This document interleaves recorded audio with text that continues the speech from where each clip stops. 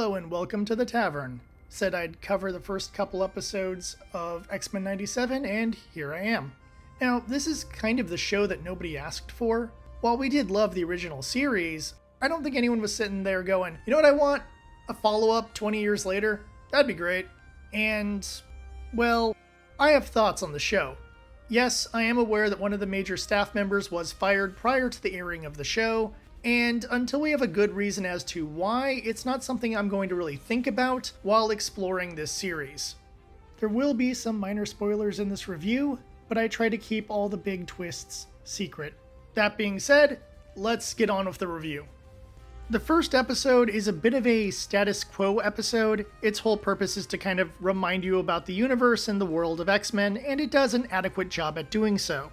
The general plot features some bad guys who have some Sentinel tech. They end up kidnapping Roberto, aka Sunspot, and we get a nice little fight in the beginning of the episode. We get Roberto kind of being a bit freaked out by the X-Men and all their stuff. And then we have the team splitting up, with part of the team going off to figure out how these thugs got a hold of Sentinel tech, and the other half of the team going off to find Roberto, who is at a dance club partying it down.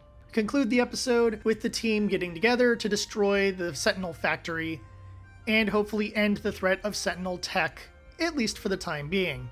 Admittedly, it is kind of nice to see Sunspot. I really like his character, and I hope he comes back for further episodes.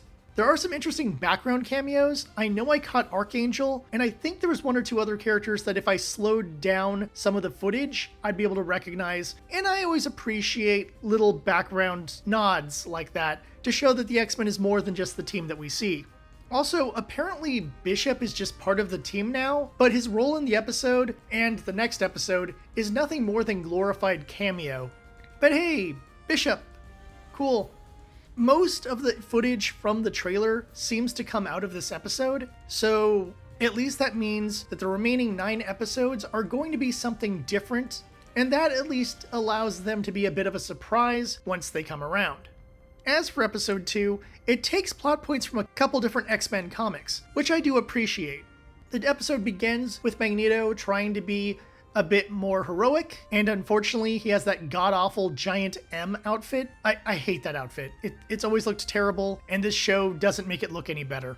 But of course, since he has his long history as a mutant terrorist, he ends up getting arrested and going on to trial, thus giving us the core of this episode, which is made up of the trial of Magneto. Albeit it's a bit rushed getting through that entire trial, especially with all the secondary stuff they throw in the episode. By the end of the episode, the trial ends the way it does in the comics, with a big fight and Magneto proving himself to be a bit of a good guy and more or less getting off scot-free. However, the B-plot of this episode does take up a lot of time, and it makes me wish this episode was actually made up of 2 separate episodes, because we also get Jean Grey having a lot of worries about her baby, and, of course, Wolverine having to rush her to the hospital to give birth. And this does distract from the main plot.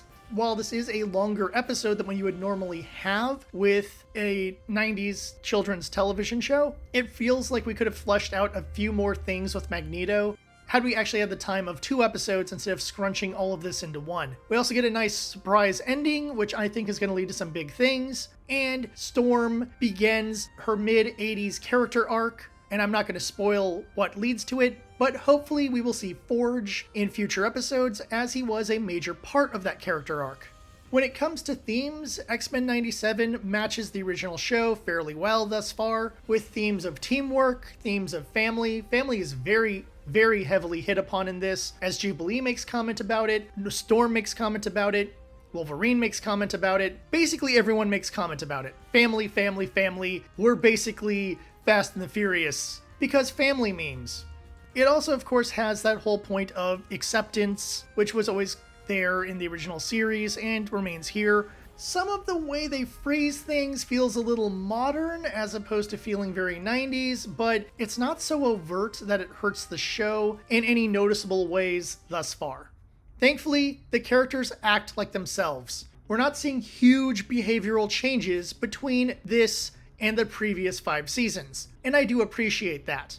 A few of the standouts include Cyclops, who feels more like the leader he is in the comics, and less so like the whiny leader he was in the 90s series. And I like that. Also, the fact that he doesn't trust Magneto and that they have kind of tension between the two of them and his worries about being a father add a lot more to his character, and I quite enjoy that. Jean is very focused on her child, because apparently 9 months have occurred between season 5's ending and the beginning of this series, and she is hyper pregnant, so much so she gives birth in the second episode. And I think there's a lot of plot lines we can do with Nate Summers now that he's been born. I do like the fact that she still functions as the most reasonable member of the team as she tries to make sure everyone gets along. It'll be interesting to see what happens to Jean Grey now that she's actually a mother. Wolverine, of course, has his jealousy over Jean and Scott, which gets more emphasis due to the fact that Jean is pregnant, and you have his issues with Jean and Scott thinking about leaving the X-Men now that they have to raise a kid. It's interesting seeing Wolverine being very possessive of his found family now, and I think that adds a little more to his character, but it doesn't change the fact that Wolverine is always ready for a fight and gets overly aggressive even when it's not necessary. Storm in the original series was a leader, but she never felt like she was in command, and you get much more of a commanding energy off of Storm now, and I think they did a good job with her. But since we're going down a different arc with her, I don't know how much that's really going to pay off as the series continues. Still, I liked how they handled Storm. Finally, Magneto, one of my favorite X-Men characters, period, gets to start going through his anti-hero arc, and I like that, despite the stupid outfit he has to wear now. I think there's a lot of directions they can go with Magneto, and I'm looking forward to seeing how they are, and his way of approaching the X-Men with kind of the way he would approach the Brotherhood, and how that doesn't work because the X-Men have a different dynamic, is forcing Magneto to grow as a person, and I think we have a lot of potential for his character throughout this series. Okay, there's a lot to say when it comes to the aesthetics of the show. The first thing I need to talk about, because it is very glaring, is the title sequence. It has new animation, which adds in other characters, so we get to see Morph and Bishop, for example, getting name cards. And we definitely see some other characters and some different sequences in the opening sequence, which is cool. I appreciate that. They've done it before in like the 5th season to disastrous effect, and this is better than the 5th season opener. That being said, the mix they use for the music is a bit faster, and while that's not super noticeable, what is noticeable is that the animation is trying to keep up with the theme. And because it's added in new characters and new sequences in it, it's moving at about what feels like a 1.5 speed compared to the original, and it doesn't work. The original theme intro worked really well visually because certain notes that were being hit during the song matched up with the animation, and now we no longer have that because the song is a different mix and the opening sequence is moving too fast and it clashes a little bit. It feels like they could have taken some more effort to make this opening sequence look a bit better, even if they wanted to add in a few extra characters into the team introduction segment of the opening sequence. Visually, the animation is generally crisp. This tends to come when you're using digital animation over hand-drawn animation, so we don't have as many of the flaws as we would see in the original show. And I do appreciate that. The backgrounds and the action sequences look fine. In fact, it seems like in the action sequences, they can get away with a little bit extra because they have the freedom of putting this on a streaming service rather than it being children's television, but there isn't any blood or gore or anything like that. It's kind of finding a weird middle between an adult-oriented action cartoon and the rules of the 90s. However, we do have some costume problems. I understand why they chose Magneto's Giant M outfit, I just hate that one, and that's a personal thing for me. But Gambit's civilian clothes are terrible, and I don't know who chose this outfit, but it doesn't feel like something Gambit would wear. If anything, Gambit should probably have some plain white tee and like jeans or something, because that feels more Gambit to me. Gambit isn't going to wear some weirdly flamboyant walking around clothes. It doesn't feel right. I don't know who made that choice, but you're wrong. In addition to that, we obviously have some body changes on the women. They are very much reduced in femininity, and it really shows. And if you're a fan of the original and those very, very curvy Jim Lee designs, well, those have been really played down, and it's not great because it's very jarring considering that the male bodies are still very muscular and detailed. So clearly there was a bit of a bias for the male characters than there may have been for the female characters in terms of the sex appeal of their designs. But there's even more issues with the character designs than that. The one thing I did notice is that Rogue, Jean, Jubilee all have very different faces than what they used to have before, with thicker eyebrows and a weird shape to the head, and it's really odd to me. And the only thing I can kind of equate it to is they're trying to maybe emulate a Disney princess kind of look. I don't know, there's something weird about it, and I don't particularly like it. What's more weird is that Storm's face looks basically like Storm's face. It's slightly different than the original animation's look, but it still looks like Storm, and she doesn't look off or weird in any sort of way, so I don't know why the lighter-skinned women of the X-Men have weird faces, but Storm's looks normal. Also, I'm not particularly fond of Morph's new face, with the bald head and the very weird angular jaw. Morph had a pretty cool look in the original series, and this one just makes him look weird. So much so that when I see him walking around as Bald Morph, I'm like, who's that? I'm like, oh, that's Morph. And the fact that I don't recognize a character who's part of the main cast every time he comes on screen is a little bit weird, and I wish Morph had his original design because I think it's just better to this new weird bald Morph. As for audio, the new mix of the opening sequence is fine, but it's not anything special. I wish they could have gone for the original, or something a little more rockin' like the original. There's something about this one that just feels softer. It doesn't feel as heavy as the original song, and I don't mean that in terms of loudness. I think it's something to do with the instruments chosen. There's something there in the orchestration that's taking away some of the intensity of the original, and that's a shame because that original theme is iconic for a reason, and the intensity lets you know that this is gonna be a fun, action-packed cartoon. As for the background music, it's perfectly fine, perfectly serviceable. I had no problem with it. It sounds like X-Men background music. However, the character voices are a mixed bag. Beast, Storm, and Cyclops are spot on. If I hadn't known that they were new actors in this show, I wouldn't have known there were new actors for these characters. Then you have Gambit and Bishop. Gambit sounds like someone trying to do an impression of Gambit and not quite getting it right. It's not so far off that it sounds bad, but it's far from accurate, in my opinion. And Bishop, hard for me to judge his voice.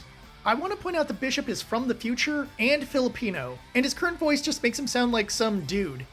So, I don't know. It's just a little odd to me, but it's probably close to the original Bishop, who wasn't around that much in the original series either, so I'm gonna just let this one slide. The bigger problem are Jean Grey and Jubilee, whose voices make them sound significantly older than they actually are. And while Jean's actress really sounds like she's trying to match the tone of the original actress, it sounds like the Jubilee actress isn't even trying. She's just doing her own thing with it. And if you had just watched a previous season of X-Men, the voice is really going to be throwing you off the way it did for me, because I did watch older episodes before watching this in order to compare them. Then there's Rogue. If her redesign doesn't piss you off, her horrible voice will. It's too high-pitched, it's too fake-sounding, and she just doesn't get that deep, sultry tone like the original actress, nor does she seem to get the emotional depth of the original actress. It's easily the worst voice in the show, and every time she talks, it's just painful. It's like someone doing a bad impression of the southern talking horse from My Little Pony, Apple Girl. And I can't, it just hurts. And every time she talks, I want her to stop.